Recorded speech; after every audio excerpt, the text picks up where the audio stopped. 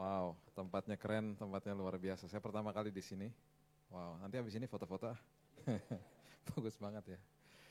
Oke, topik yang kita sangat suka dan setiap kali kita mendengar tentang kata ini, kita pasti suka sekali karena kita maulah diberkati ya.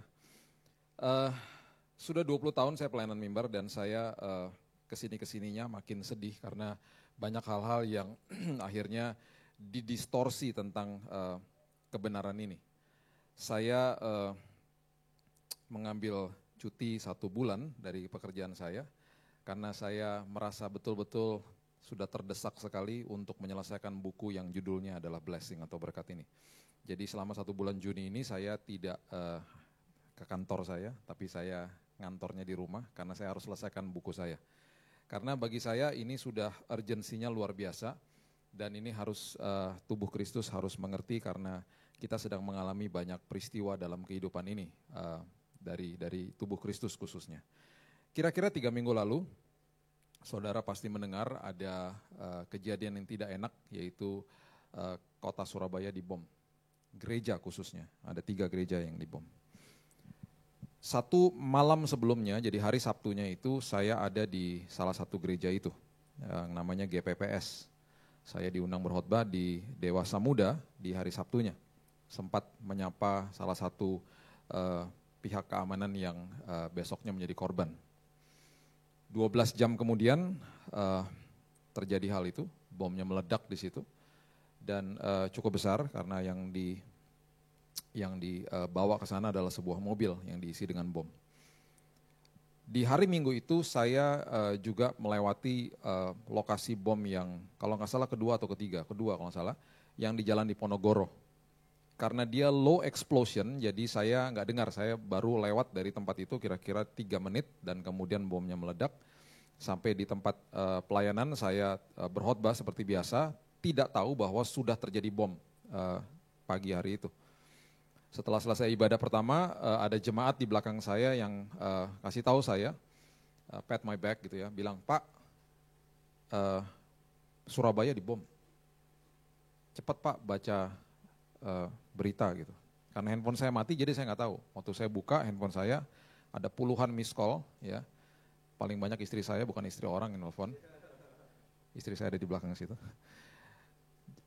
Dan juga teman-teman saya yang tahu bahwa saya sedang di Surabaya. Mereka kasih tahu, mereka bertanya, "Kamu di mana?" dan lain sebagainya. Saya langsung broadcast ke mereka, saya katakan I'm okay, saya nggak apa-apa. Dan gereja itu akhirnya memutuskan untuk melakukan ibadah yang kedua, walaupun di seluruh kota Surabaya dianjurkan untuk shutdown, semuanya harus pulang. Jadi hanya beberapa saja yang melakukan ibadah yang kedua, si ibadah sore udah pasti nggak ada, semuanya nggak ada. Terus terang di ibadah kedua lutut saya bergetar juga, gimana pun juga walaupun saya berusaha menenangkan diri saya, tetap aja mata saya ngeliatin ke pintu terus gitu ya. Ngeliatin kalau ada orang datang masuk bawa ransel gitu. Tetaplah merasa bahwa teror itu dekat dengan saya. Hari itu Surabaya menjadi kota mati dan saya berusaha untuk ambil tiket yang lebih cepat, nggak bisa, dan tetap akhirnya harus pulang malam. Saya di drop sama teman saya di Juanda, kalau saudara pernah ke airport itu ada terminal 1 dan 2, saya lewat terminal 1 karena saya terbang ke Halim. Sampai di sana penuh sesak dengan orang karena memang itu long weekend, karena ada hari kejepit gitu ya, hari Jumatnya itu hari kenaikan sebelumnya, hari Kamisnya. Di T1 di Juanda penuh sesak dengan orang, tapi seolah-olah tidak ada satupun yang berbicara karena semuanya nonton televisi atau lihat berita di handphone mereka. Di lounge di mana saya masuk, biasanya jam 7.30 malam itu makanan sudah setengah atau malahan habis biasanya. Malam hari itu nggak ada satupun orang yang menjamah makanan karena semua stres. Makanan masih banyak, semuanya hanya minum dan semuanya hanya tertegun dan lihat berita. Teman saya yang mengantar saya langsung telepon saya katakan bahwa, "Wah, untung saya udah drop kamu. Saya sekarang nggak bisa keluar dari lokasi bandara karena jalan tolnya ditutup karena ditemukan bom di Rusunami di dekat Sidoarjo." Kalau saudara tahu Juanda itu ada di Sidoarjo. Jadi peristiwa demi peristiwa yang sangat menegangkan terjadi jam demi jam di kota itu. Saya pulang, puji Tuhan pesawatnya on time, sampai di Halim biasanya istri saya kalau jemput dia nunggunya di mobil, kali ini dia nunggu di pintu kedatangan. Jadi waktu saya keluar dia peluk saya seperti dia nggak pernah peluk saya sebelumnya. Di mobil saya sempat bilang, masa harus ada teror sampai dipeluk kayak begitu. Enak juga dipeluk kayak begitu. Sempat hari itu saya katakan kepada dia, jangan nyalakan televisi, jangan kasih tahu bahwa ada bom kepada anak kami yang kedua, dia masih umur 11 tahun. Anak saya yang pertama lagi nggak di Indonesia, dia telepon saya siangnya, saya udah jelaskan kepada dia, I'm okay, dia tenang, udah. Tapi yang kedua ini masih 11 tahun, saya bilang, janganlah dia dengar dari siapa-siapa, nanti dia panik karena dia tahu saya di Surabaya, karena setiap kali saya mau pergi dia pasti doakan saya, dia tahu kota mana saya mau pergi. Jadi saya katakan jangan kasih tahu, kalau bisa jangan nyalakan televisi.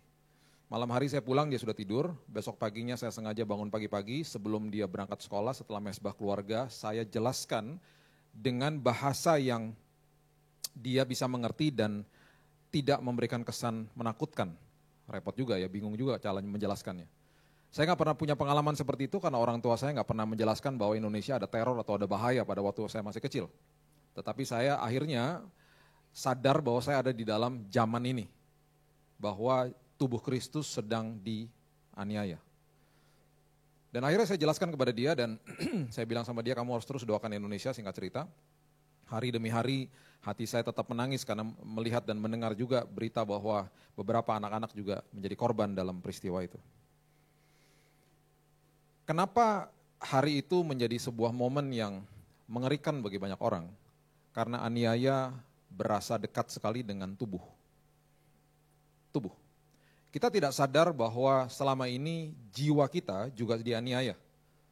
Dengan apa? Sosial media, dengan media yang gak karu-karuan, ya, dengan waktu yang kita berikan kepada media dan lain sebagainya, yang masuk ke dalam pendengaran, penglihatan kita tanpa kita sadari. Malahan di Petrus dikatakan kalau kita nggak jaga penglihatan dan pendengaran, jiwa kita yang benar ini tersiksa malahan.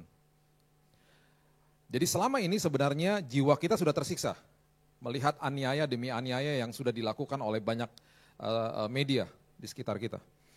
Dan kemudian sekarang sudah dekat dengan tubuh, kita jiwa kita mulai terancam, kita merasa betul-betul wow ini aniaya betul-betul adalah sesuatu yang real. Firman Tuhan sebenarnya, Yesus sebenarnya sudah mempersiapkan tubuh Kristus tentang hal ini. Tetapi kita mungkin oblivious, bahasa Inggrisnya kita mungkin nggak peduli, kita nggak ngerti dan kita nggak mau belajar. Malahan seringkali, sorry to say, kita maunya memang selalu enak-enak aja. Siapa sih nggak mau juga enak? Saya juga mau enak gitu ya. Secara tubuh, kita pasti bangun pagi maunya enak. Secara tubuh, kita pasti bangun pagi punya pengharapan yang kita tanpa sadari pengharapan daging. Dan pasti maunya ya enak-enak aja. Ya, karena begitu banyak orang yang mau enak-enak saja, makanya orang suka yang namanya event. Orang nggak suka yang namanya proses. Makanya kenapa konser rame. Makanya kenapa di dalam gedung gereja Paskah sama Natal rame. Karena festive event. Sesuatu yang mendatangkan gratifikasi dan sesuatu yang mendatangkan sesuatu kesenangan dalam waktu yang sangat singkat. Kenapa? Karena waktu hal-hal hari-hari itu kita dapat pembicara top misalnya. Ada di gereja mengundang penyanyi top. Kita dapat kado, makan-makan dan lain sebagainya. Festival, rame selalu. Tapi jarang orang yang mau diproses, makanya saudara untuk datang ibadah seperti ini, saudara yang tune in di Facebook Live dan lain sebagainya, saudara mau diproses Tuhan, saudara mau dengar firman. Jarang ada orang seperti itu. Dan juga banyak orang yang selalu kejar event dalam arti kata kejar hari pernikahan.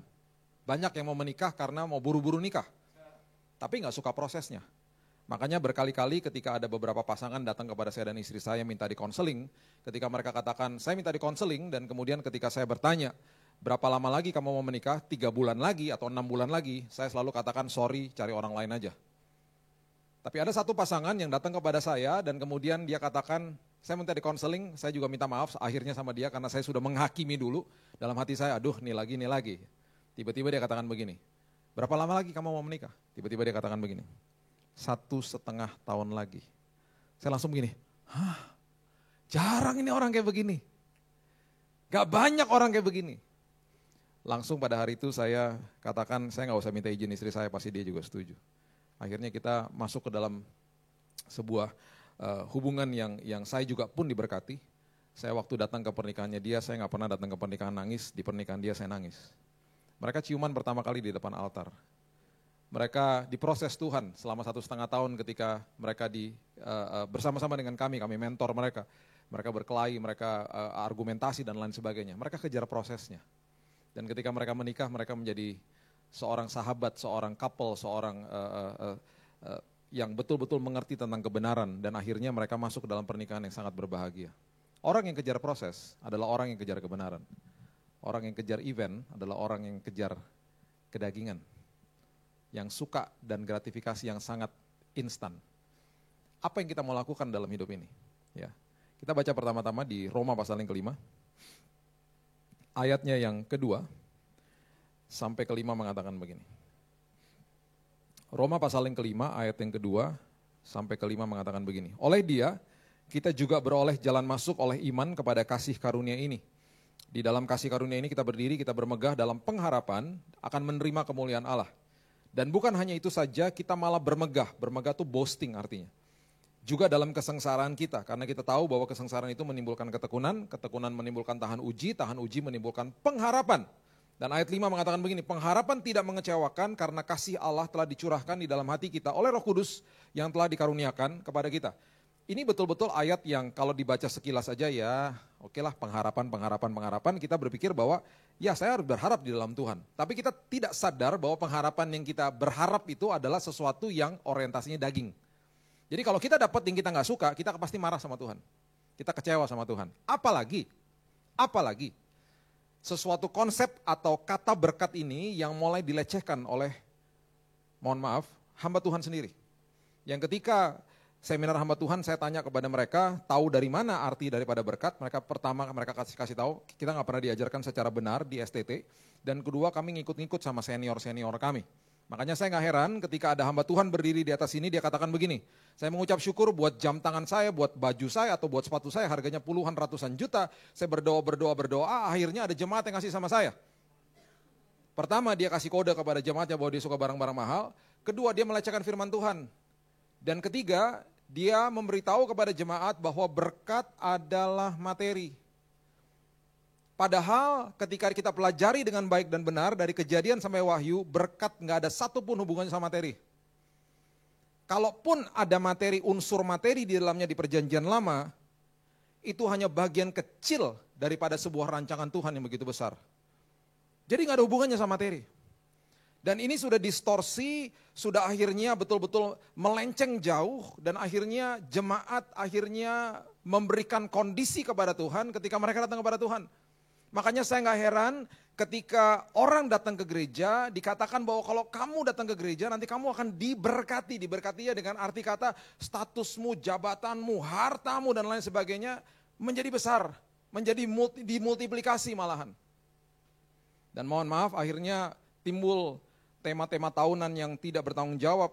Saya nggak masalah dengan tema-tema yang uplifting, yang hebat. Tapi kalau nggak diajarkan dengan baik dan benar, akhirnya jemaat jadi nggak karu-karuan.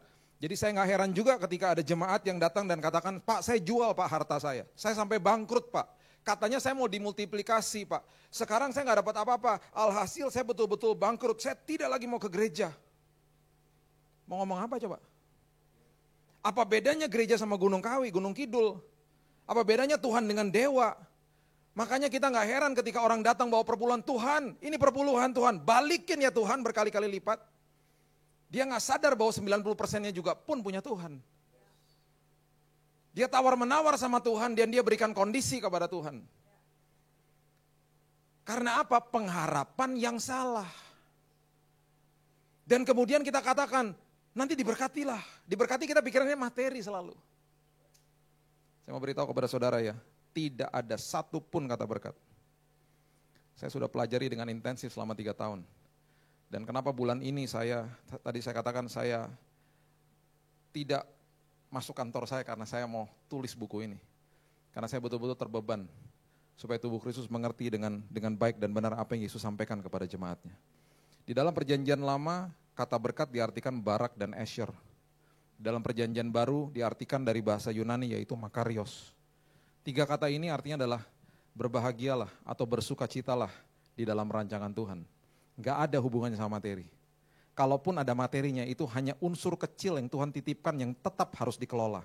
Ingat saya pernah bagikan di tempat ini, di dalam sistem kerajaan surga kita bukan pemilik tapi pengelola. Jadi apapun yang melekat sama saudara bukan punya saudara. Kita ini pengelola. Kita datang telanjang, pulang telanjang. Datang nggak pakai baju, pulang nggak pakai baju. Di hari nanti di mana kita dipanggil Tuhan, nama kita hilang dipanggilnya jenazah. Jenazahnya di mana? Hilang namanya. Sama keluarga terdekat pun nggak disebut nama lagi. Jenazahnya di situ, jenazahnya di sini, jenazahnya di rumah. Hilang. Oleh sebab itu kita harus betul-betul mengerti apa sih yang ketika saya lakukan dalam hidup ini, ketika saya masuk ke dalam zaman-zaman aniaya seperti ini, saya harus ngapain? Karena kita terbuai dengan kata-kata ini, kita terbuai dengan enak-enak saja di dalam Tuhan, kita gak siap akhirnya. Karena kita feeding to our ego, kita selalu yang penting daging saya nikmat gitu loh. Kita gak sadar bahwa pengharapan yang dikatakan sini adalah pengharapan di dalam Kristus. Pengharapan di dalam Kristus adalah sesuatu yang sangat luar biasa. Saya juga pernah bagikan di tempat itu yang terjadi sama Sadrak, Mesak, Abednego. Diperhadapkan dengan tungku api, mereka katakan begini, kami tahu kok Tuhan kami sanggup melepaskan kami dari Raja Nebukadnezar. Dia sanggup melakukan mujizat sehingga kami gak usah dihukum mati di dalam tungku api. Tetapi seandainya tidak, tetap kami tidak akan menyembah dewa yang Tuhanku dirikan itu. Dengan kata lain, apapun yang Tuhan lakukan itu kedaulatan Tuhan, aku gak peduli. Yang penting aku tetap taat dan komit sama dia. Walaupun aku harus dijebloskan ke dalam tungku api, dihukum mati, dibakar hidup-hidup. I don't care. Berarti apa? Pengharapan di dalam Tuhan adalah bukan masalahnya berubah, aku yang berubah. Itu berarti Kristen yang dewasa. Itu artinya pengharapan di dalam Kristus. Apapun yang terjadi Tuhan gak apa-apa. Karena aku tahu di ujung daripada ini semuanya ada kepastian di dalam Tuhan. Walaupun sampai secara ekstrim aku harus mati pun ada kepastian dalam Tuhan. Ada kekekalan di dalam Tuhan. Ada sesuatu yang dahsyat di balik ini semuanya Tuhan. Karena apa? Aku yang berubah bukan masalah yang berubah. Masalah berubah itu urusan Tuhan, kedaulatan Tuhan.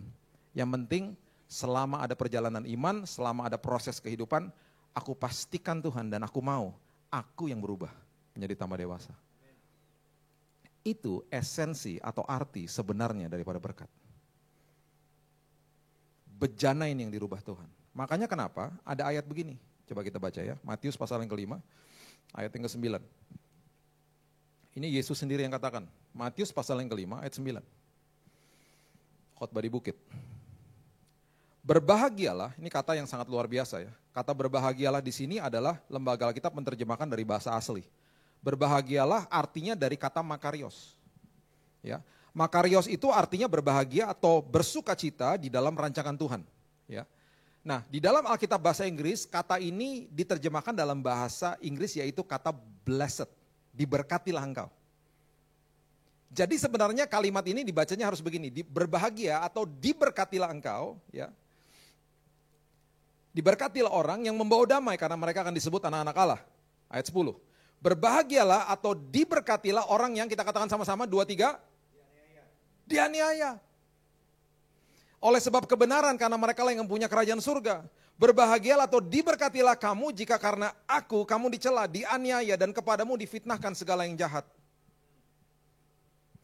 Berarti ketika tubuh Kristus sedang dianiaya, justru pada momen-momen saat seperti ini, kita sedang diberkati Tuhan. Karena apa? Tuhan akhirnya mau supaya di dalam keadaan sulit seperti ini, kita yang berubah menjadi lebih dewasa di dalam Tuhan. Itu berkat artinya. Gak ada hubungannya sama materi, gak ada. Jadi akhirnya ketika kita berubah, kapasitas kita diperbesar, kita menjadi luar biasa. Tuhan akan titipkan perkara-perkara yang lebih besar. Itu maksudnya. Terlalu kerdil bagi kita kalau tetap memikirkan berkat itu materi. Jadi kalau mulai dari hari ini, ketika menerima kebenaran ini, kalau ada orang bilang, Tuhan berkati ya, itu berarti terima kasih bahwa aku akan makin dewasa di dalam Tuhan. Bukan dapat materi. Diberkati ya, Tuhan berkati ya, terima kasih. Berarti aku mengerti rancangan Tuhan untuk aku kelola, aku makin menjadi dewasa, aku dirubahkan Tuhan. Itu maksudnya. Makanya kenapa akhirnya manusia mulai berpikir dan manusia mulai bertanya-tanya, kenapa ya hal-hal baik terjadi sama orang fasik? Karena pikirannya cetek. Kenapa ya hal-hal enak terjadi sama orang fasik? Akhirnya Mazmur 73 juga mengatakan hal yang sama. Asaf adalah seorang pemimpin biduan, pemimpin paduan suara. Hidupnya juga seperti saudara dan saya. Harus bayar bills dan lain sebagainya. Ya coba baca Mazmur 73 ayat yang ketiga. Dia adalah orang yang sebelum dia menjadi dewasa dia katakan begini. Ya, Mazmur 73 ayat yang ketiga. Sebab aku cemburu kepada pembual-pembual kalau aku melihat kemujuran orang-orang fasik. Ayat 4, sebab kesakitan tidak ada pada mereka. Sehat dan gemuk tubuh mereka. Mereka tidak mengalami kesusahan manusia dan mereka tidak kena tulah seperti orang lain. Bukankah itu yang kita sering katakan kepada diri kita sendiri? Kok enak-enak aja sih hidupnya padahal mereka nggak kenal Tuhan gitu ya. Kok saya justru diproses Tuhan? Kok saya justru nggak enak hidup saya? Padahal kita nggak ngerti, padahal kita sedang diberkati Tuhan. Akhirnya dia sadar, ayat 16 dikatakan begini, Mazmur 73. Tetapi ketika aku bermaksud untuk mengetahuinya, ya ayat 16, hal itu menjadi kesulitan di mataku. Sampai aku masuk ke dalam tempat kudus Allah memperhatikan kesudahan mereka. Sesungguhnya di tempat-tempat licin kau taruh mereka, kau jatuhkan mereka hingga hancur. Betapa binasa mereka dalam sekejap mata lenyap habis oleh karena kedahsyatan. Perhatikan ini baik-baik. Kita ini seolah-olah ada di dalam sebuah perahu kehidupan. Perahu kehidupan kita ini, kalau kita sudah mengerti firman, kita pasti maunya mengarah atau menuju atau fokus kepada kebenaran. Karena kita mau menuju atau fokus kepada kebenaran, mau gak mau kita akan melawan arus dunia. Berarti kapal atau perahu kebenaran kita ini tidak akan ikut arus. Kita akan melawan arus. Ketika kita lagi sedang melawan arus nih, berhadapan ke sana, arusnya ke sini. Ketika kita sedang berlawanan arus, mau gak mau pasti kan ngedayung. Di dalam ketika kita sedang proses mendayung, seringkali kita menangis. Kita dianiaya, dicela dan lain sebagainya. Dan seringkali kita capek, kita angkat dayungnya. Aduh capek Tuhan. Kita angkat dayungnya, fokusnya tetap benar kepada Tuhan, tapi lambat laun akhirnya ikut arus. Karena kita gak dayung. Mau gak mau kita dayung lagi, aduh Tuhan gak enak banget di proses hidup ini. Selagi kita mendayung, ada orang-orang yang ada di dalam perahu-perahu kehidupan yang sedang ikut arus. Lewat seliweran di kanan kiri kita. Mereka gak dayung, mereka cuma ngarah-ngarahin aja. Dan seolah-olah kayaknya enak-enak aja. Karena mereka ada di dalam perahu-perahu kehidupan, mereka cuma angkat-angkat kaki, ongkang-ongkang kaki. Ini yang Asaf katakan, kok sepertinya ada kemujuran di orang-orang fasik. Dan kita lihat mereka, duh kok enak banget ya hidupnya ya. Duh kok enak banget ya hidupnya. Udah gitu kita dicela lagi sama mereka. Lu ngapain ke situ? Semua juga mayoritas ke sana kali. Ngapain lo ibadah hari Kamis? Ngapain lo ikut ibadah? Ngapain lo pelayanan? Ngapain lo punya value atau nilai seperti begitu? Malahan kita dikatain, kafir lo. Gak bener lo. Semua juga ke sana. Ngapain lo ke situ? Terus kita melihat mereka dan kita karena tidak mengerti, kita pakai kacamata yang selalu dijelaskan bahwa berkat itu materi dan enak-enak dan lain sebagainya. Kita mulai katakan kepada diri kita sendiri, wow, Tuhan, kok mereka diberkati Tuhan, aku kok enggak. Padahal Alkitab mengatakan ketika engkau sedang dianiaya, ketika engkau sedang dicela, ketika engkau sedang menangis, justru engkau sedang diberkati Tuhan. Kita salah kaprah akhirnya. Lukas 6 mengatakan begini. Lukas 6 katakan begini. Ayat yang ke-21. Lukas 6 ayat 21. Berbahagialah hai kamu yang sekarang ini lapar, karena kamu akan dipuaskan. Berbahagialah hai kamu yang sekarang ini menangis, karena kamu akan tertawa. Ingat ya, kata berbahagialah adalah kata makarios atau blessed atau diberkatilah. Jadi kalau baca itu harus bacanya berbahagia atau diberkatilah engkau yang sedang menangis. Ayat 22, berbahagialah kamu atau diberkatilah kamu jika karena anak manusia orang membenci kamu. Dan jika mereka mengucilkan kamu dan mencela kamu serta menolak namamu sebagai sesuatu yang jahat. Ayat 24, tetapi celakalah kamu, ini kata yang sangat berat, celakalah adalah mati saja kamu, diperhalus oleh lembaga Alkitab. Hai kamu yang kaya, karena dalam kekayaanmu kamu telah memperoleh penghiburan. Kaya bukan berarti harta, kaya adalah meresapi dan menyukai dan menghidupi kehidupan dunia, itu maksudnya. Celakalah kamu yang sekarang ini kenyang karena kamu akan lapar. Celakalah kamu yang sekarang ini apa? Tertawa karena kamu akan berduka cita dan menangis. Alkitab mengatakan sebaliknya. Kita mengatakan sebaliknya. Betapa bodoh kita ini. Kita lihat orang yang enak-enak, kita sedang lihat orang yang fasik, yang hidupnya mujur seolah-olah di depan mata kita. Dan kita katakan, kenapa mereka diberkati? Alkitab katakan justru celaka hidup mereka. Justru mereka yang perlu kebenaran, justru kita yang sedang lawan arus, sedang menangis, sedang dicela dan lain sebagainya. Justru kita sedang hidup di dalam sebuah berkat yang luar biasa. Karena saudara dan saya sedang dirubahkan Tuhan, itu berkat. That's the meaning of blessing. Jadi makanya kita ini harus makin terpesona sama sang pemberi, bukan sama pemberiannya. Kalau kita terpesona sama pemberiannya, itu indikasi bahwa kita betul-betul masih kerdil rohani, masih anak kecil memang. Anak-anak kami di rumah mereka dapat 3 momen, ketika mereka dapat kado-kado besar, itu ketika mereka sedang graduation, naik kelas, Natal dan ulang tahun. Jadi mereka dapatlah kado-kado yang cukup besar lah, mereka boleh pilih kado yang cukup mahal, cukup besar, dan mereka boleh lah waktu mereka masih kecil, mereka ikut ke toko mainan malahan, mereka pilih kadonya sendiri, kita taruh di rumah, nanti sebelum hari H dibungkus, waktu mereka buka ya mereka juga tahu sih isinya apa, tapi paling tidak nggak salah ngasihnya gitu ya. Nah, waktu mereka masih kecil, waktu mereka terima kado, mereka pasti lari, ngacir, karena belum menjadi budaya untuk bilang apa, terima kasih. Karena mereka terpesona sama pemberiannya, wow luar biasa. Dan kita yang harus ingatkan mereka, hei bilang apa? Dan mereka juga karena belum jadi budaya, selagi mereka lagi buka kadonya, mereka juga gak peduli sama kita. Thank you mom, thank you dad, mereka gak peduli. Mereka disuruh bilang terima kasih. Belum jadi budaya, karena mereka terpesona sama pemberiannya. Dan kami maklum, karena mereka masih kecil.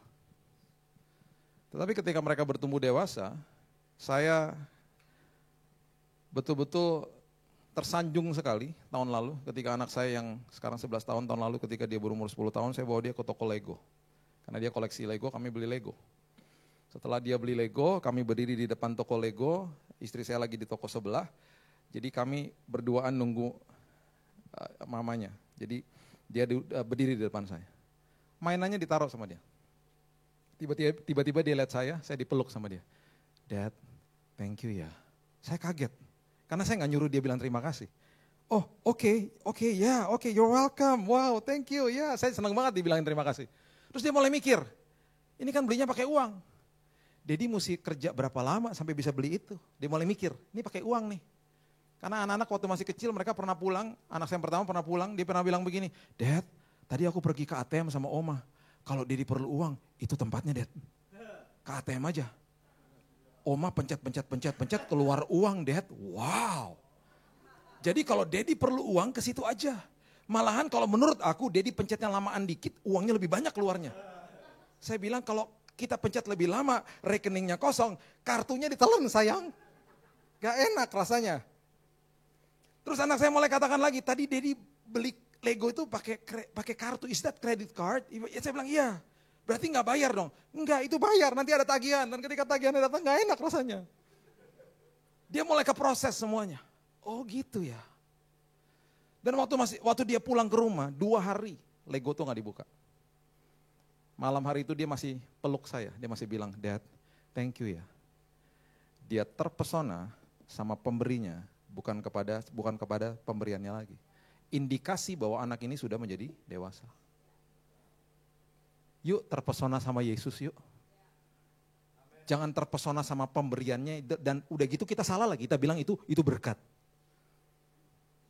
Gak ada hubungannya loh sama materi. Itu hanya unsur kecil di bagian daripada sebuah rancangan Tuhan yang begitu besar.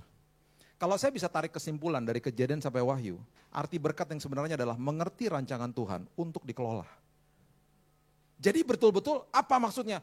Setelah kita mengerti rancangan Tuhan dan kemudian aku dirubahkan Tuhan, itu berkat. Berapa hari lalu saya jemput anak kami yang umur 11 ini, dia pulang dari school camp. Waktu dia keluar dari bus, dia bilang gini, Dedi, di camp kemarin aku nangis 2 kali. Yang pertama aku dijamah Tuhan, yang kedua aku nangis waktu aku sedang doakan Indonesia. Saya bilang gini, wow, kok bisa kayak begitu? Iya. Saya bilang gini sama dia, kamu sedang diberkati Tuhan. Karena hatimu dirubah Tuhan sampai kamu punya beban untuk doakan negaramu. Itu blessing, itu berkat. Makanya Paulus katakan aku bermegah di depan kesengsaraanku. Boasting. Dulu adik saya yang tadi Pastor Daniel katakan yang namanya Jesse, sekarang tingginya lebih tinggi dari saya waktu dia masih lebih kecil ya, lebih pendek dari saya. Jadi waktu dia masih SD, dia pernah pulang dari sekolahan dari SD dan dia datang kepada saya di rumah nangis karena dia dibully sama temannya. Saya sudah di bangku SMP. Jadi saya bilang sama dia, tenang aja besok gue datang ke sekolah. Saya bilang gitu. Besoknya, karena SMP saya nggak jauh dari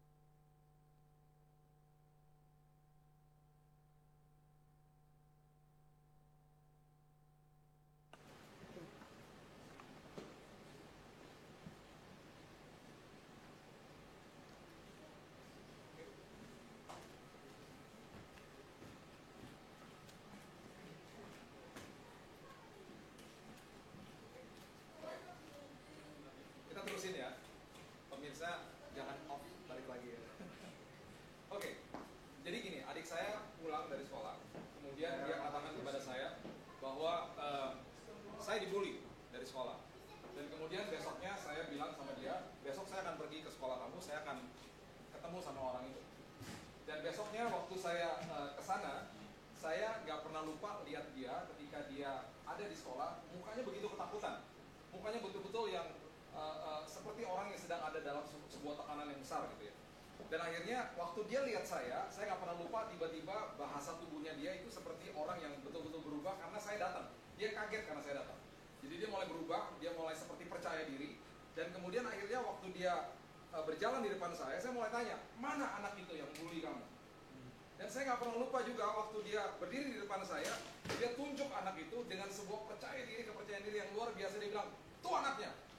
Dengan bahasa tubuh yang betul-betul yakin dan bahasa tubuh yang betul-betul dia tahu bahwa di belakang dia ada seorang kakaknya yang akan backup dia, yang akan support dia. Yes. Nah, waktu saat itu ketika akhirnya saya ketemu sama anak ini, saya lupa saya ngomong apa. Yang saya ingat mungkin ketika itu saya bilang saya alumni sini, ini adik saya, kamu jangan macam-macam. Saya cuma ingat satu, di ujung daripada itu semuanya saya jitak kepalanya. Saya jitak kepalanya, anak itu nangis. Dan saya nggak pernah lupa juga, di ujung daripada itu semua, adik saya datangin itu anak dan dia mengatakan sesuatu yang penuh dengan nada intimidasi. Dia katakan, jangan macem-macem sama saya. Ini akibatnya kalau kamu macem-macem sama saya. Kalau kamu masih berani seperti begini, besok aku panggil lagi kakak. Jadi selesai akhirnya. Ini yang Paulus maksudkan dengan arti kata boasting, bermegah di depan sebuah kesengsaraan. Yang kita tahu bahwa Tuhan kita ada di belakang kita, yang pasti menolong memberikan kepastian ke dalam kehidupan ini. Jadi oleh sebab itu apapun yang kita sedang alami, proses kehidupan, kesulitan dan apapun, itu semuanya semata-mata untuk berubah saudara dan saya. Ya, jadi kita mulai berdoanya berbeda. Kita mulai berdoanya bukan Tuhan, masalah saya lenyapkan Tuhan, hilangkan, malahan berikan saya jalan pintas dan lain sebagainya. Itu kedaulatan Tuhan. Terima kasih Tuhan kalau nggak ada masalah. Tapi ketika tetap ada masalah, Paulus mengatakan, ini kenapa duri yang menggocok aku, sudah aku minta sama Tuhan 3 kali loh. Tapi Tuhan katakan, kasih karuniaku cukup bagimu. Amin. Kasih karuniaku cukup bagimu. Supaya apa? Supaya kita yang berubah, bukan masalahnya berubah. Right. Itu berkat. That is blessing. Ya. Nah oleh sebab itu, pada malam hari ini kita harus mengerti dan percaya bahwa apapun yang sedang kita alami pada saat ini, mengerti, walaupun tubuh Kristus sedang dianiaya, walaupun kita sedang menangis, walaupun kita sedang dicela dan lain sebagainya, mengerti bahwa pada saat ini justru saudara dan saya sedang diberkati Tuhan. Dan di ujung daripada ini semuanya kita harus mengerti kenapa seringkali kita mohon sesuatu daripada Tuhan, kita minta sesuatu daripada Tuhan, dan kita mau supaya Tuhan memenuhi apa yang saya inginkan pada saat ini, nggak dikasih-kasih. Tapi kenapa?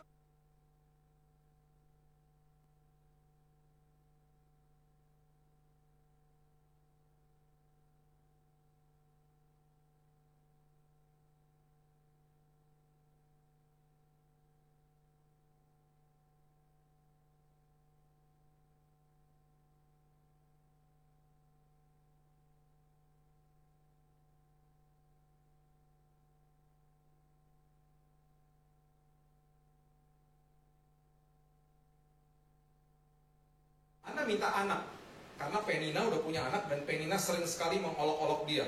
Dia minta anak juga, karena dengan sebuah motivasi yang salah. Karena apa? Dia juga punya anak, saya juga harus punya anak. Tuhan gak pernah kasih. Sampai di mana di satu titik Hana betul-betul berubah. Ya, 1 Samuel pasal yang pertama ayat yang ke-9, coba saudara baca.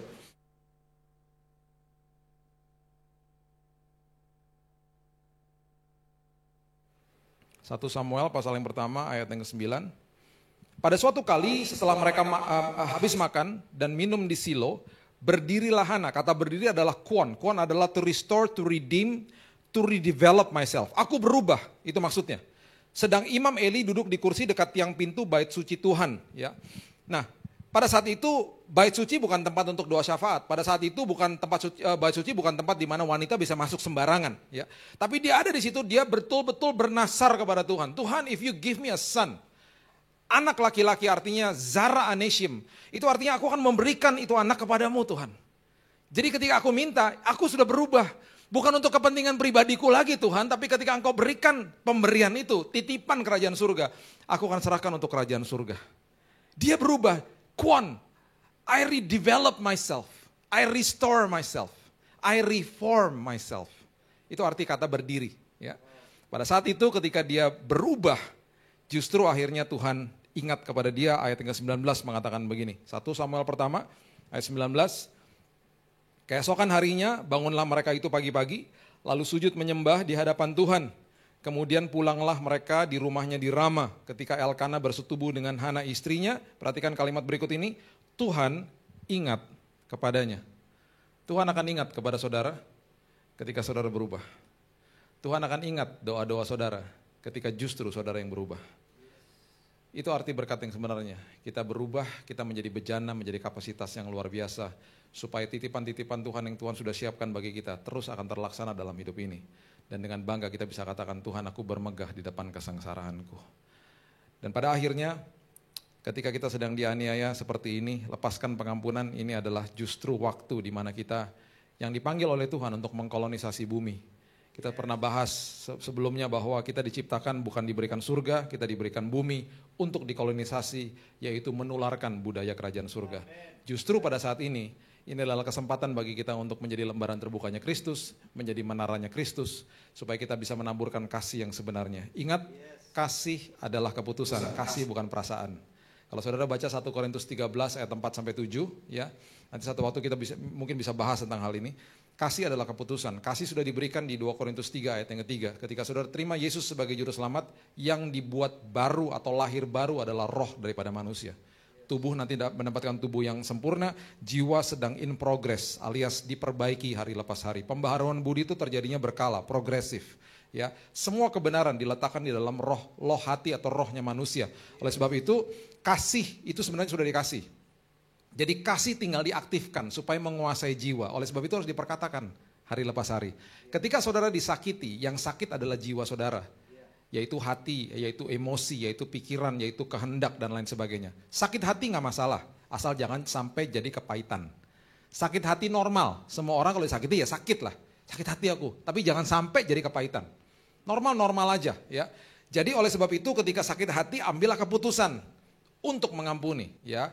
Ketika saudara baca 1 Korintus 13 ayat 4-7, kasih itu murah hati, tidak cemburu dan lain sebagainya. Itu semuanya keputusan, bukan perasaan. Gak ada orang bangun-bangun pagi, aduh rasa-rasa murah hati ini, gak ada ya. Karena semuanya itu adalah keputusan. Apa akibatnya ketika hal ini terjadi, ketika kasih ini dilepaskan, apa yang terjadi? Ini bagian terakhir dari khotbah saya. Coba saudara buka di Yohanes pasal yang ke-15 ayat yang ke-10 mengatakan begini. Yohanes pasal yang ke-15 ayat yang ke-10. Jikalau kamu menuruti perintahku, kamu akan tinggal di dalam kasihku. Seperti aku menuruti perintah Bapakku dan tinggal di dalam kasihnya. Semuanya itu kukatakan kepadamu supaya apa? Sukacitaku ada di dalam kamu dan sukacitamu menjadi penuh. Ketika kasih dilepaskan, sukacita diberikan. Dan sukacita itu letaknya di roh. Apa bedanya sukacita sama kesenangan? Beda. Kesenangan itu letaknya di dalam emosi manusia. Kesenangan bisa dicuri sama iblis, kesenangan bisa terusik dan hilang kapan saja. Kalau yang namanya sukacita itu abadi, letaknya di dalam roh manusia. Makanya beda antara joy sama happiness. Beda. Makanya dikatakan itu buah roh. Ya, kasih dilepaskan, sukacita diberikan. Sukacita ada dalam hidup ini, apa yang menjadi akhirnya bagian dalam hidup manusia setelah ada sukacita. Bagian berikutnya Filipi 4 ayat 4-7 mengatakan begini. Filipi 4 ayat 4-7. Bersukacitalah senantiasa dalam Tuhan, sekali lagi kukatakan bersukacitalah.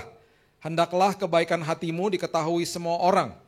Jadi yang punya sosial media, kebaikan hatimu diketahui semua orang ya. Jangan mencela, jangan mencibir, jangan gosip, jangan argumentasi di situ. Tebarkan firman Tuhan. Kenapa? Ayat ini mengatakan Tuhan sudah dekat. Ayat 6, janganlah hendaknya kamu khawatir tentang apapun juga. Nyatakan dalam segala hal keinginanmu kepada Allah. Dalam doa dan permohonan dengan ucapan syukur. Apa yang terjadi? Damai sejahtera Allah yang melampaui segala akal akan memelihara hati dan pikiranmu dalam Kristus Yesus. Kasih membawa kita kepada sukacita. Sukacita membawa kita kepada damai sejahtera. Damai sejahtera letaknya juga di roh. Gak bisa hilang, gak bisa dicuri sama iblis. Iblis gak punya akses ke situ. Temennya damai sejahtera, itu yang dikatakan namanya ketenangan. Letaknya di emosi manusia. Bisa hilang? Bisa. Ada bom terjadi, senang gak? Ya enggak. Ada ketenangan? Enggak. Dianiaya, ada senang gak? Enggak. Ada ketenangan? Tidak ada. Tapi anak Tuhan bisa mengatakan begini, walaupun aku melewati lembah kekelaman sekalipun, walaupun aku melewati aniaya sekalipun, walaupun kesenangan dan ketenangan tidak ada, tapi karena kasih Tuhan aku lepaskan, aku merasakan sukacita dan damai sejahtera Tuhan, walaupun aku ada dalam lembah kekelaman.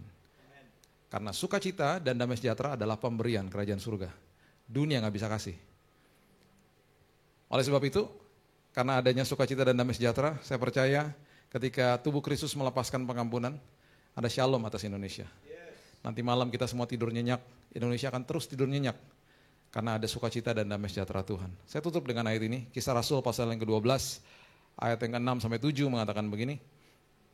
Kisah Rasul 12 ayat 6-7. Pada malam sebelum Herodes hendak menghadapkannya kepada orang banyak, Petrus tidur di antara dua orang prajurit, terbelenggu dengan dua rantai. Selain itu prajurit-prajurit pengawal sedang berkawal di muka pintu. Petrus baru mengerti bahwa temannya Yakobus baru dipenggal kepalanya, dibawa ke pemerintahan Herodes Agripa. Ada kemungkinan besar besoknya dia akan diperhadapkan juga dengan orang banyak dan akan mati juga. Bayangkan, Pada malam hari itu dia melihat atau mendengar atau menyaksikan bahwa temannya, murid Yesus juga sudah mati martir. Ada kemungkinan besok dia akan mati, malam hari itu dia ada di penjara, dikawal, dirantai pula. Pertanyaan saya, ada kesenangan nggak? Pasti nggak ada. Ada ketenangan? Pasti nggak ada. Perhatikan ayat yang ke-7. Tiba-tiba berdirilah seorang malaikat Tuhan dekat Petrus dan cahaya bersinar dalam ruangan itu. Kalau malaikat datang, kalau kita belajar di firman Tuhan, ada dua hal terjadi sama manusia. Manusianya takut atau kaget. Dan udah pasti ini SOP-nya malaikat, biasanya kalau mereka datang pasti ngomongnya begini, jangan takut. Dalam hati gini, rempong banget nih manusia deh. Bukannya lu ngerti gitu gue dari surga gitu. Kenapa sih mesti takut-takut? Terus dia harus jelaskan, saya malaikat. Kemudian baru dia harus jelaskan lagi, ini berita kebaikan dan lain sebagainya. Itu SOP-nya malaikat lah. Di dalam sejarah perserikatan kemalaikatan, ini pertama kali yang terjadi bahwa ketika malaikat datang, manusianya nggak bangun. Manusianya nggak takut, manusia nggak kaget. Kenapa? Karena Petrus masih tidur nyenyak. Alkitab mengatakan begini. Ayat yang ke-7, bagian yang B dikatakan begini. Malaikat itu menepuk Petrus untuk membangunkannya. Nggak bangun. Padahal apa? Dekat dan cahaya bersinar dalam ruangan itu. Katanya bangunlah segera, maka gugurlah rantai itu dari tangan Petrus. Sekali lagi, ketenangan ada nggak? Pasti nggak ada. Kesenangan ada nggak? Pasti nggak ada. Kenapa tidur nyenyak? Karena ada sukacita dan damai sejahtera. Indonesia akan tidur nyenyak. Karena ada tubuh Kristus yang melepaskan pengampunan. Karena mengerti ketika masuk ke dalam proses aniaya, kita sedang diberkati Tuhan. Kita sedang dirubah Tuhan. Menjadi orang-orang Kristen yang lebih dewasa, kapasitas diperbesar, karena ada perkara-perkara besar kok yang Tuhan terus mau titipkan bagi kita. Bagi Indonesia. Kuncinya ada di dalam tubuh Kristus. Yesus sudah memperingati semenjak awalnya. Engkau pasti akan dianiaya. Engkau pasti akan dianiaya. Dan jangan pernah berpikir begini, kenapa Tuhan hal-hal buruk terjadi sama orang-orang baik. Saya mau beritahu kepada saudara, hal yang paling buruk pernah terjadi atas sosok seseorang yang sempurna, yaitu Yesus. Jadilah orang Kristen yang dewasa, mengerti, walaupun saya melewati proses dan aniaya, saya sedang dirubahkan Tuhan. I am changed, kapasitas saya sedang diperbesar. Karena ada perkara yang jauh lebih besar, yang gak pernah saya lihat, Tuhan sudah siapkan bagi saya. Ada kepastian di dalam Tuhan, dan ada hal-hal luar biasa di dalam Tuhan. Nantikan itu, dan mengerti paradigma yang benar, dan rubah hidup kita. Supaya kita tidak kecewa, mengerti, bahwa mulai hari ini pengharapan saya adalah di dalam Kristus, bukan pengharapan daging lagi. Mau diproses Tuhan, mau masuk ke dalam hal-hal yang tidak enak, walaupun tidak enak, justru aku akan dirubahkan Tuhan, menjadi anak-anak Tuhan yang lebih dewasa. Mari kita berdoa, kita tundukkan kepala.